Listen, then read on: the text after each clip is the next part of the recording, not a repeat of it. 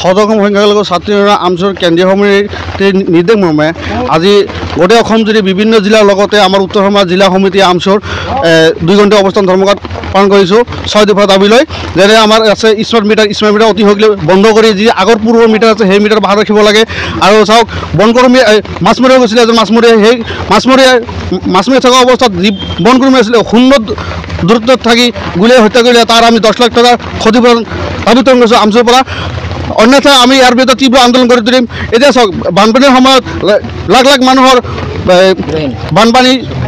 ক্ষতিগ্ৰস্ত হৈছে ঘৰ ভাঙিছে তেওঁলোকক আমি অসম চৰকাৰক মুখ্যমন্ত্ৰীক তেওঁলোকক সহায় কৰিবলৈ অনুৰোধ জনাইছোঁ আৰু চাওক যি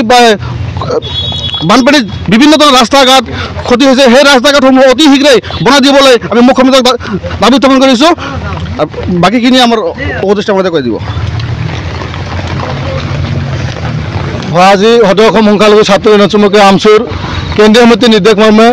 অসমৰ অন্যান্য জিলা সমিতিৰ লগত আমি উত্তৰ সীমাৰ জিলা সমিতিৰ উদ্যোগত আজি 2 ঘণ্টীয়া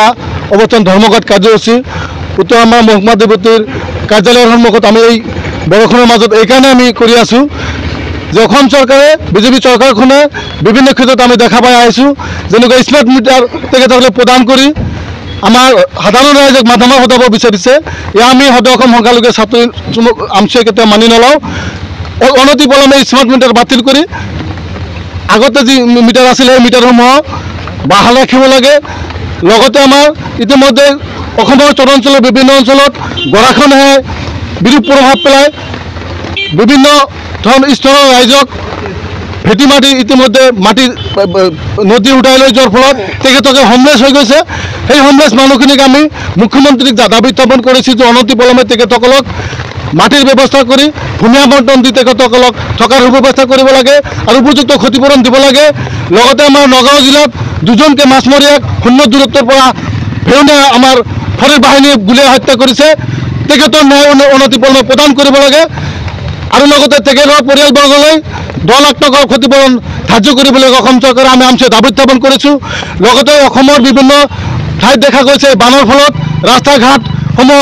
বিধ্বস্তভাৱে ক্ষতিগ্ৰস্ত হৈছে এই ক্ষতিগ্ৰস্ত ৰাস্তাসমূহ অনতি পলমে মেৰামতি কৰি যাতায়াতৰ সুব্যৱস্থা কৰি দিবলৈ আমি দাবী উত্থাপন কৰিছোঁ আমাৰ ছাত্ৰ ছাত্ৰীসকলৰ সমস্যা যাতায়াতৰ হৈছে গতিকে এই ক্ষেত্ৰত অসম চৰকাৰে তেখেতসকলৰ দৃষ্টি আকৰ্ষণ কৰিছোঁ আৰু লগতে আমাৰ তেওঁলোকে যি ধৰণৰ আমাৰ উচ্ছেদ কৰি কেৱল সংখ্যালঘুসকলক বেঘা কৰাৰ এক পৰিকল্পনা ৰচনা কৰিছে এয়া কেতিয়াও হ'ব নোৱাৰে তেখেতসকলে আমাৰ এই উচ্ছেদ কৰা লোকসকলক পুনৰ্বাসস্থাপন দিবলৈ আমি দাবী উত্থাপন কৰিছোঁ একেটা দাবী সম্বলিত আমাৰ 6টা দাবী সমন্বিতে আমি আজি উত্তৰ সীমাৰ মহকুমা deputyৰ জৰিয়তে অসমৰ মাননীয় মুখ্যমন্ত্ৰীলৈ আমি এখন স্মাৰক পত্ৰ প্ৰেৰণ কৰিম আৰু অসম চৰকাৰক আমি দাবী উত্থাপন কৰিছোঁ যে আমাৰ দাবীৰ প্ৰতি সঁহাৰি জনাই তেখেতসকলে যাতে আমাৰ সমস্যাসমূহ সমাধান কৰে অন্যথা অনাগত দিনত আমি সদৌ অসম সংখ্যালঘু ছাত্ৰ ইউনিয়ন চমুকে আমচুৱে গোটেই অসমব্যাপী তীব্ৰতৰভাৱে গণতান্ত্ৰিক আন্দোলন আমি গঢ়ি তুলিবলৈ বাধ্য থাকিম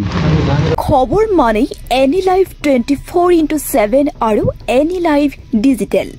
যিকোনো খবৰৰ বাবে যোগাযোগ কৰক 9387734920 আমাৰ এই নম্বৰত।